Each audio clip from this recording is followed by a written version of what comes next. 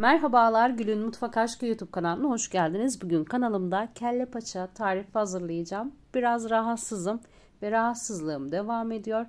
Ben de bu şifalı çorbayı hazırlayarak bir nebze rahatsızlığıma iyi geleceğinden sizlerle de paylaşmak istedim hazırladığımda. Önce paçaları ve kelleyi ocak üzerindeki fazla tüylerini bu şekilde yakarak yapılışına başlıyorum.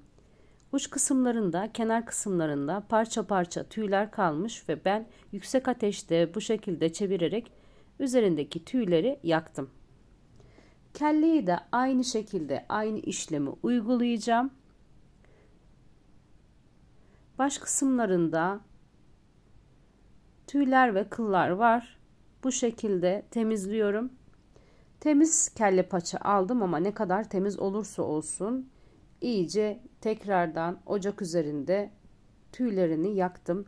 Sonrasında bolca yıkadım.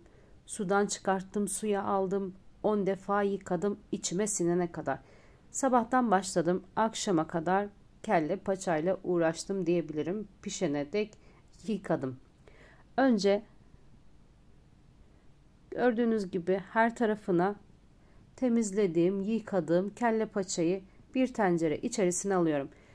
Tarif için bir tane kelle, koyun kellesi 6 tane koyun bacağı aldım ve tencere içerisine ekledim. Bir tane büyük boy soğan, bir kahve fincanı sirke, üzüm sirkesi, bir tatlı kaşığı kadar tane karabiber, bir yemek kaşığı kaya tuzu. Üzüm sirkesini bol eklememin sebebi pişmesine yardımcı olacak, üzüm sirkesi daha çabuk pişmesini sağlayacak kelle ve paçanın. İçerisine 2,5 litre oda sıcaklığındaki suyu ekledim ve kelle paçayı ocağa alıyorum. Ocağa aldım kelle paçayı. Kaynayana dek ağzı açık bir şekilde kaynattım. Gördüğünüz gibi üzerinde hiçbir köpüklenme olmadı. İyice yıkadım. Bayağı bir uğraştım yıkanmasıyla. İçime sinene dek temizledim. Sonrasında kaynadı ve ağzını kapattım. Düdüklü tencerenin kısık ateşte yaklaşık 3 saat pişirdim ve kelle ve paça pişti. Ocaktan alıyorum. Kelleyi, paçayı kemiklerinden ayrılana dek pişirdim. Sonrasında çok sıcak elime bir eldiven geçirdim. Çatal yardımıyla kemiklerinden paçaları ayırıyorum. Paçayı siz de biliyorsunuz bol kolajen içerdiği için çok faydalı. Kelle yine öyle çok faydalı.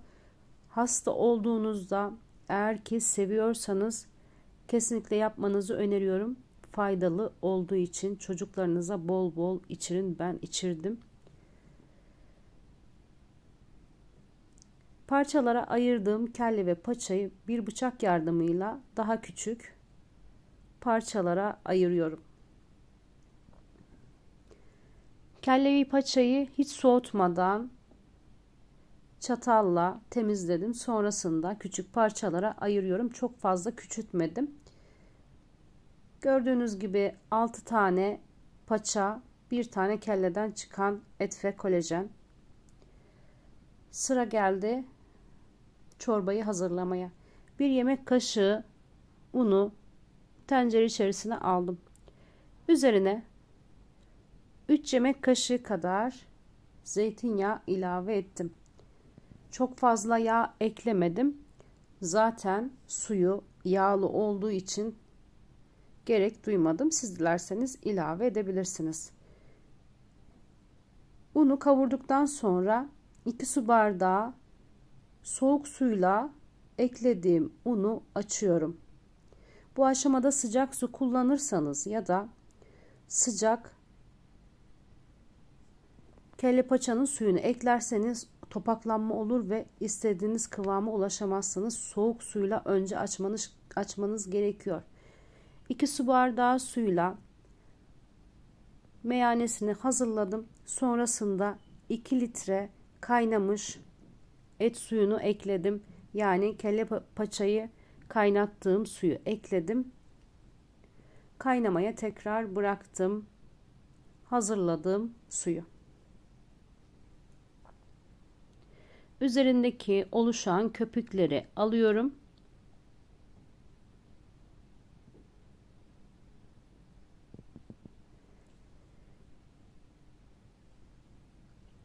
Kaynayan çorbanın suyuna hazırladığım, doğradığım kelle ve paçayı ilave ediyorum.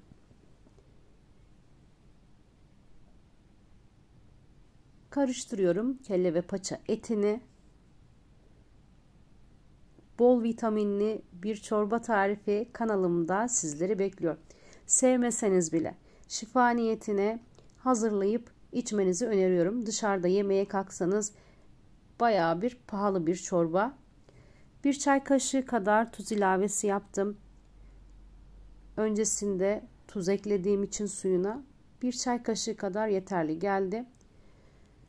Çorbayı pişirdim, sıra geldi sarımsaklı sosunu, diğer sosları hazırlamaya. Sarımsağı rendeledim. İçerisine 1 tane limon sıktım. Çorbanın üzerine gezdirmek için. Gördüğünüz gibi sarımsaklı limonlu sosu hazırladım. Başka bir tabağa alıyorum.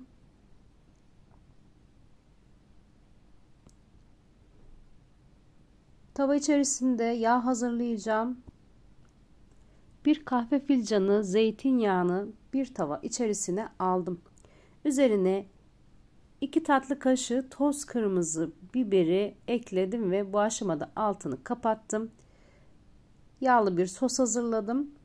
Sirke, üzüm sirkesi ekledim kenara. Sonrasında çorbayı tabağa aldıktan sonra üzerine dökeceğim. Önce bol sarımsak, sonrasında sirke, sonrasında zeytinyağlı kırmızı biberli sos. Bu güzel lezzeti sizlere dilimin döndüğü kadar anlatmaya çalıştım. Umarım sıkılmadan izlemiş, tarifi de beğenmişsinizdir. Şimdiden hazırlayacaklara afiyet olsun. Kanalıma abone olmayı ve beğeni yapmayı unutmayın lütfen. Biraz rahatsızım, konuşurken zorluk çektim. Kusuruma bakmayın. Başka bir tarifte görüşmek üzere. Herkese sevgiler sunuyorum. Hazırlayıp yemenizi sizlere öneriyorum.